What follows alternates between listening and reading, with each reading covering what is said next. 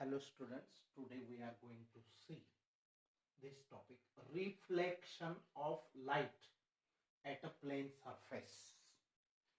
This one is the light incident on a plane reflecting surface like a mirror. Okay, so let PQ be a plane reflecting surface. PQ be a plane reflecting surface. हा सपाट reflection reflecting म्हणजे परावर्तित करणारा एक surface आहे. समजा हा एक मिरर आहे. A plane wave front A B. आता ए बी ही प्लेन वेव्ह फ्रंट आहे, म्हणजे असा पट्टाच्या पट्टा त्या आरशावर ह्या किरणांचा पडणार आहे. आपण काल पाहिलं प्लेन वेव्ह फ्रंट म्हणजे काय, की प्लेन म्हणजे एक सपाट असा रेक्टँग्युलर असा किरणांच्या पट्टाच्या पट्टा या मिररवर तो इन्सिडेंट आहे किंवा पडणार आहे. A plane wave front A B हा A B plane wave front आहे किंवा ई एफ पण म्हणता येईल. Bounded by two parallel rays. ह्या प्लेन वेव्ह फ्रंटला कोणी बाउंड केलेले, बांधून ठेवलेले टू पॅरलल रेज. हे दोन पॅरलल रेज आहेत, E A and F C और F B.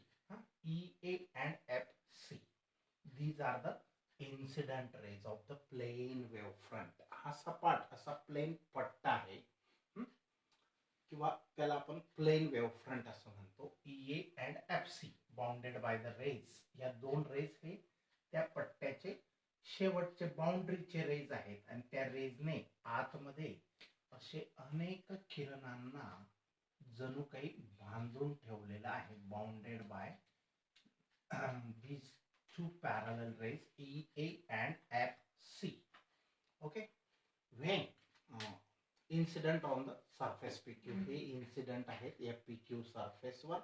when AB touches the surface PQ, ज्या वेळेला AB म्हणजे हा wave front touches the point A.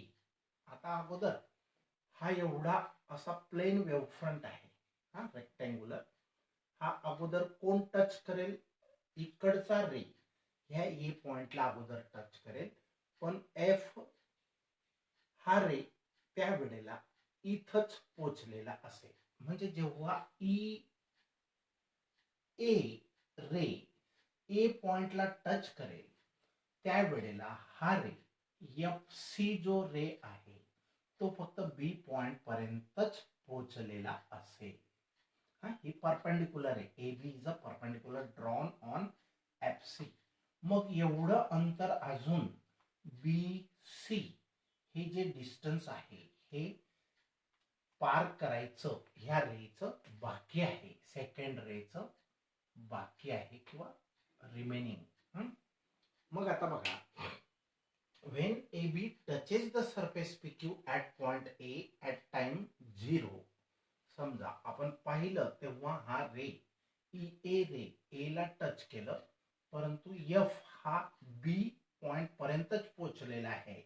हा एफ सी रे या बी पॉइंट पर्यंतच पोहोचलेला आहे, कारण त्या दोघांचा स्पीड सारखा आहे, तर सारखंच डिस्टन्स त्यांनी कव्हर केलेला आहे. मग अजून बी टू सी जायला ह्या सेकंड रेला वेळ आहे. बघा, according to Huygens principle, point A acts as a secondary source and emits secondary waves in the same medium. आता बघा, हायजन्स प्रिन्सिपल काय सांगतो, की ज्या पॉइंटला इन्सिडेंट रे स्ट्राइक करतो, इन्सिडेंट रे त्या ठिकाणी पोहोचतो, तो पॉइंट लगेच सेकंडरी सोर्स बनतो. सेकंडरी सोर्स म्हणजे काय, की तो स्वतःच्या वेव्स एमिट करू शकतो. तो एक सोर्स बनतो. आधीचा सोर्स वेगळा, की ज्या सोर्सने ए पर्यंत लाईट रे पाठवला, परंतु ए आता पुढचं काम ए कडे आहे. म्हणजे this point A becomes a secondary source of light and emits secondary waves. आधीचा जो सोर्स असेल लाईटचा तो प्रायमरी सोर्स असेल, हा ए हा सेकंडरी सोर्स बनतो आणि तो त्या वेव्स पाठवितो इन द सेम मीडियम. ज्या मीडियम मधून तो आलेला आहे त्याच मीडियम मध्ये तो रे पाठवतो. A point acts as a secondary source and emits the secondary waves in the same medium. आता पुढची ऍक्शन बघा. Draw normal AN to surface PQ at point A. या A पॉइंटला AN ही नॉर्मल आहे. कोणाला? To the surface PQ. Draw normal AN. AN ही स्तंभिका किंवा नॉर्मल म्हणजे परपेंडिक्युलर आहे. कोणाला? To the surface PQ. कुठं? At point A. Okay. Let the incident wavefront move from B to C in time t. Means T with velocity V. समजा हे incident wavefront B पासून C पर्यंत T एवढ्या वेळेमध्ये पोहोचतं. Late the incident wavefront move from point B to C. B to C पोहोचायला त्याला किती वेळ लागतो? In time T. और ह्याला आपण ट्रीट करणार कॅपिटल T. आणि त्या लाईटची व्हेलॉसिटी त्या मीडियम मध्ये, ते कोणतंही मीडियम असेल त्याच्यामध्ये विथ व्हेलॉसिटी V. मग आपण हे शिकलेलो आहे की T is the time, V is the speed, the distance travelled is VT. आपण CT पण घेतलेलं आहे, डिस्टन्स CT हे घेतलेलं आहे. पण या ठिकाणी C ऐवजी आपण मीडियम मधील स्पीड, लाईटचा स्पीड V लेटरने डिनोट करतो आणि टाइम हा कॅपिटल T ने आपण डिनोट केलेला आहे. म्हणून हे डिस्टन्स काय असेल? VT. हा फॉर्म्युला माहिती की नाही? Speed is equal to distance upon time. Distance upon time. मग आता बघा, डिस्टन्स फाइंड करायचे तर speed into time. So distance D is equal to speed V and time T. So this distance BC is equal to the VT. So BC is equal to VT. हे similar to CT आहे. आपण अगोदर wave front मध्ये याला C, पण हे vacuum साठी होतं आणि हा T हा टाइम होता 1 सेकंड किंवा 1 सेकंड मध्ये C एवढं स्पीड असेल लाईटच्या व्हॅक्यूम और एअर मध्ये. स्पीड ऑफ लाईट किती असतो? 3 × 10⁸. मग ते डिस्टन्स किती होतं? CT होतं. वेव्ह फ्रंटचं first wave front formed at a distance CT. Means if we draw circle or sphere with center as a O and CT as a radius, then the surface points that forms the locus of surface points on that spherical surface forms a spherical wavefront. Okay, so during the same time the secondary wave त्याच वेळेमध्ये बघा हे अगोदर येतं, पण ह्याचा A point अगोदर म्हणजे हा रे अगोदर A पॉइंटला स्ट्राइक करतो मिररला, पण हा पॉइंट तो अजून मिररच्या वरती आहे. त्या रेला पोचायला अजून एवढं BC डिस्टन्स कव्हर करायचं बाकी आहे. तो जेव्हा C पॉइंटला येईल तेव्हा तो सेकंड म्हणजे नवीन मार्गाने जाऊ शकतो. आता हा रे मात्र इथं स्ट्राइक झाला, लगेच तो secondary wave A point acts as a secondary source of light and emits out the secondary wave of light. So from A the ray AG starts. हा रे AG किंवा ही डायरेक्शन AG ने हा ट्रॅव्हलिंग करतो. हा इथं पोचेल. आता बघा ह्या दोन रे मध्ये हा रे अगोदर स्ट्राइक करतो A पॉइंटला, तेव्हा हा रे कुठं पोचलेला असतो? B ला. म्हणजे त्याला अजून C पर्यंत पोचायला वेळ आहे आणि तो B to C पोचेल त्या वेळेत हा A D पर्यंत पोचलेला असेल, या D पॉइंट पर्यंत. आणि मग आता बघा CD is a new wave front. मग हे सी डी आता परत हे दोघेही सेम पॉइंट्सला आले. हा इथून इथं पोचला, त्यावेळेला हा इथून इथं पोचला. मग हे आता सेम व्हेलॉसिटीने जातील. या ठिकाणी असं घडतंय. तर बीसी हे अंतर किती असतं? व्ही टी इतकं असतं. समजलं? या फॉर्म्युल्याने आपण डिराईव्ह करू शकतो. तर BC is equal to V T. During the same time, त्याच वेळेमध्ये व्ही टी एवढा वेळ बी टू सी जायला लागतो, त्याच वेळेमध्ये the secondary wave starting from A will travel the same distance V T A to B A to D एवढं distance हा सेकंडरी रे इथून इथपर्यंत पोहोचलेला असतो. म्हणजे इतकं अंतर पोचायला त्याला व्ही टी एवढा वेळ लागतो. हा, ह्या बीसीचा पण वेळ किती आहे? V T. म्हणजे बी सी आणि ए डी हे सेम आहेत. Taking A as a centre. आता काय करायचं? आपल्याला स्फेरिकल वेव्ह फ्रंट ड्रॉ करायचे. मग काय करायचं? Taking A as a centre and V T as a radius. He V T as a radius घेऊन हे सेमी सर्कल ड्रॉ करा. हा, V T as a radius, draw semicircle, then draw tangent CD. He CD tangent नंतर draw करायची आहे. हा, eddy एवढं radius घेऊन हे सर्कल ड्रॉ करा आणि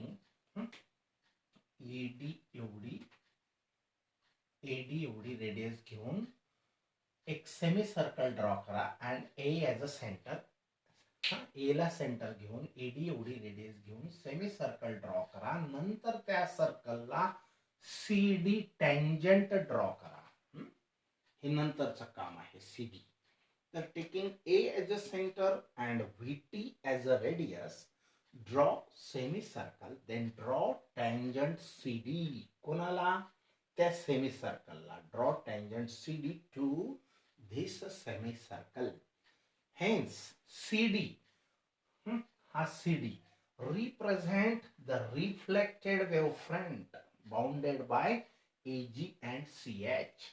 AG आणि CH ह्या रेने बाउंड केलेलं एक नवीन वेव्हफ्रंट किंवा त्याला रिफ्लेक्टेड वेव्हफ्रंट आपण म्हणू शकतो. हे इन्सिडेंट वेव्हफ्रंट होतं. तर हे जे reflect incident wave front bounded by ray E A and F C, reflected wave front bounded by ray A G and C H. आता बघा, A D is equal to V T. A D हे distance किती आपण suppose केलेले मानलेले आहे? V T. A D एवढं अंतर व्ही टी एवढं सपोज केलं. Let angle E A N, E A N हा अँगल समजा आय आहे. याला आपण काय म्हणतो? Angle made by the incident ray with the normal is called as angle of incidence, i, denoted by letter small letter i. मग हा angle E A N हा आय इतका आहे असं मानूया. तसंच अँगल एन ए डी हा जो अँगल आहे ह्याला आपण काय म्हणू शकतो? Angle of reflection, denoted by letter small r. Okay, आपण आय आणि आर. आता या ठिकाणी दोन ट्रायंगल तयार झालेले आहेत बघा. हे ट्रायंगल कोणते? तर ए बी सी आणि A D C. A B C and A D C. आता बघा, ए बी सी हा सी पॉइंट आणि A D C, A D C असे दोन ट्रायंगल तयार झाले. A B C and A D C. A B C and A D C हे दोन ट्रायंगल तयार झाले. In triangle A B C and A D C ह्या दोघं ट्रायंगल मध्ये ए सी काय आहे? कॉमन आहे. So A C congruent with itself AC, that is common. ही कॉमन आहे, ही side AC is the common. Also AD is equal to BC. This AD is equal to this BC. आपण अगोदरच म्हटलं की हा रे, हे दोघं रे बरोबर येतात. ऍट अ टाइम दोघं बरोबर येतात, परंतु हा EA रे आधी या मिररला स्ट्राइक केला जातो, ठोकला जातो, आणि म्हणून तो लगेच टर्न घेतो आणि तो AD पर्यंत पोहोचेल. तेव्हा हा रे इथून जेव्हा हे दोघं रे येतात, हा A ला पोहोचतो, पण हा किती B लाच पोहोचलेला असेल. मग या रेला FB रेला B to C distance cover करायचं बाकी आहे, पण हा रे आधी स्ट्राइक झाल्यामुळे तो acts as a secondary source of light and emits out secondary waves, आणि मग तो रेला परत इकडे डायव्हर्ट करतो किंवा डायरेक्शन चेंज करतो. मग हा रे A to D पोहोचलेला असेल, तेव्हा हा रे आता B to C पोहोचलेला असेल, किंवा B to C हा पोहोचलेला असेल, तेव्हा हा A to D पोहोचलेला असेल. म्हणजे BC is equal to AD. हे नक्की आहे. AD is congruent to BC. आणि हे डिस्टन्स आपण किती फाइंड आउट केलंय? BC is equal to VT. BC is equal to VT, so AD is also equal to VT, and we have constructed it. What is the region of taking congruency? Construction. हे आपण construction केलेलं आहे. बरं, अजून ह्या दोन गोष्टी नक्की झाल्या. नंतर angle ABC is congruent with ADC. ABC हा अँगल आणि ADC हा अँगल हे दोघं 90 चे आहेत, म्हणून ते कॉन्ग्रुएंट आहेत. आता बघा, आपण BC equal to AD, BC equal to AD, त्याच्यानंतर AC BC equal to AD. ही सेकंड फॅक्ट आहे. First fact AC common to AC, आणि हा अँगल. मग बघा, आता तीन गोष्टी आपण दोघं ट्रायंगल्सच्या कॉन्ग्रुएंट शो केल्या. Angle ABC and ADC each is of 90 degree. हा 90 डिग्री अँगल आहे. ओके, मग तीन गोष्टी दोघं ट्रायंगल्सच्या जर कॉन्ग्रुएंट असतील, तर ते दोघं ट्रायंगल कॉन्ग्रुएंट असायलाच पाहिजे. So triangle ABC and triangle ADC are both congruent triangles. So if they are congruent, then the remaining parts, whether they may be angles or sides, are also congruent. So we requires here angle BAC.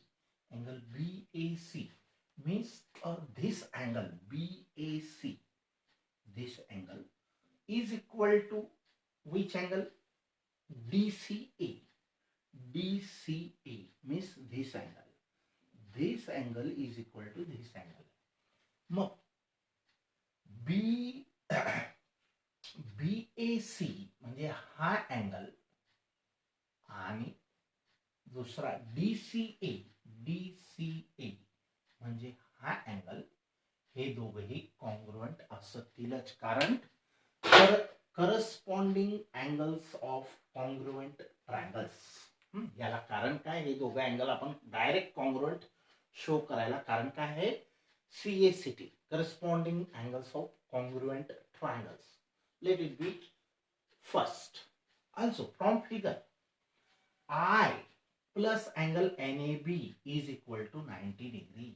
आता बघा, angle I plus NAB म्हणजे हा angle, हे काय असतील? हे equal to 90, कारण हा परपेंडिक्युलर आहे. बघा, ही AB लाईन या दोघांना परपेंडिक्युलर आहे, म्हणजे हा अँगल टोटल आणि हा अँगल टोटल किती आहे? 90 डिग्रीचा आहे. राईट अँगल आहे. हा सुद्धा अँगल टोटल 90चा आहे, हा पण 90चा आहे, कारण AB is a perpendicular to this incident wave front. So this angle I plus this angle NAB म्हणजे हा अँगल, हा प्लस हा, I plus this angle is equal to 90 degree. Okay, from figure. अजून दुसरी गोष्ट, अँगल BAC बघा, BAC म्हणजे हा अँगल आणि प्लस अँगल NAB, BAC म्हणजे हा अँगल प्लस NAB म्हणजे हा अँगल. आता बघा, हा अँगल प्लस हा अँगल सुद्धा 90 आहे, कारण ही नॉर्मल परपेंडिक्युलर आहे. हा प्लस हा, लक्ष द्या, हा प्लस हा, NAB म्हणजे हा, NAB हा अँगल प्लस BAC म्हणजे हा, NAB प्लस BAC. टोटल ही नॉर्मल आणि हा plane surface, plane reflecting surface. तर हा अँगल कितीचा आहे? 90 डिग्रीचा आहे. आणि मग आता हे आपण फिगर वरून लिहिलं, हे पण फिगर वरून लिहिलं आणि दोघंही राईट साइड दोघांच्या सेम आहेत, हा अँगल सेम आहे. म्हणून I is equal to compare these two equations. What we get? This one is same, this one is same. So I must be equal to this angle BAC. Angle BAC is also I. हा angle सुद्धा किती असावा? Angle of incidence एवढा angle हा असावा. Okay, comparing above equations we get angle BAC is equal to I. Okay, अजून आता तसंच हे जसं I साठी आपण रेडी केलं तसं बघा, R plus DAC, angle DAC, this R plus angle DAC म्हणजे आता this R plus angle DAC म्हणजे हा, ह्यांची सॉरी, हा R, हा पूर्ण R आहे, हा R angle of reflection. This R plus this DAC, R plus DAC this angle is equal to 90 degree, कारण तोच अँगल R प्लस DAC हा किती असेल? 90 डिग्री असेल. अजून दुसरी गोष्ट, DCA म्हणजे हा अँगल बघा, हा प्लस DAC हा अँगल, हा प्लस हा 90 असेल. का बरं? कारण हा एकटा 90 आहे आणि ट्रायंगलच्या तिघ अँगल्सची सम किती असते? 180. मग हा एकटा 90 जर आहे तर उरलेले दोघांची सम या ट्रायंगल मध्ये, हा एकटा 90 आहे तर हा अँगल आणि हा अँगल या दोघांची सम किती असावी? 90. आणि म्हणून DCA means this angle plus angle DAC is also equal to 90. आता कंपेअरिंग अगेन, ह्याला कंपेअर करा, 90 हे सेम आहे, हे सेम आहे, तर R is equal to DCA और angle DCA is equal to R. मग याच्यावरून आता बघा, DCA is equal to R, पण DCA आणि BAC, BAC आणि DCA हे दोघं तर सेम आहेत, corresponding angles of congruent triangles from first. Okay, so from equation number first, BAC आणि DCA बघा, BAC ची व्हॅल्यू I आणि DCA ची व्हॅल्यू R. या DCA ची व्हॅल्यू R आपण फाइंड आउट केली आणि दोघंही सेम आहेत, तर मग I is equal to R same असायला पाहिजे. So angle of incidence is equal to angle of reflection. That is angle of incidence is equal to angle of reflection. From figure it is also clear that we can state laws of reflection. या figure वरून सुद्धा आपण laws of reflection सांगू शकतो. आता there are 3 laws of reflection. कोणते laws of reflection आहेत तर बघा, the incident ray म्हणजे हे, reflected ray म्हणजे हे, and normal हे lies in the same plane. हे सगळे एकाच प्लेन मध्ये असत काय 10th मध्ये पण झालेला आहे. दुसरा लॉ बघा, लॉ ऑफ रिफ्लेक्शनचा. समजला पहिला law, incident ray, reflected ray and normal lies in the same plane. Second law काय आहे, the incident ray and reflected ray lies on the opposite side of the normal.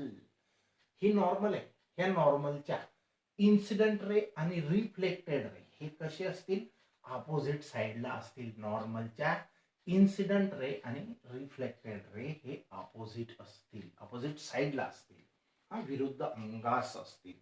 आणि तिसरी महत्वाची गोष्ट, angle of incidence is equal to the angle of reflection. ही main गोष्ट आहे. हे 3 लॉज आपण ह्याच्यावरून क्लिअर करू शकतो. आता बघा, लॅटरल इन्व्हर्शन म्हणजे काय.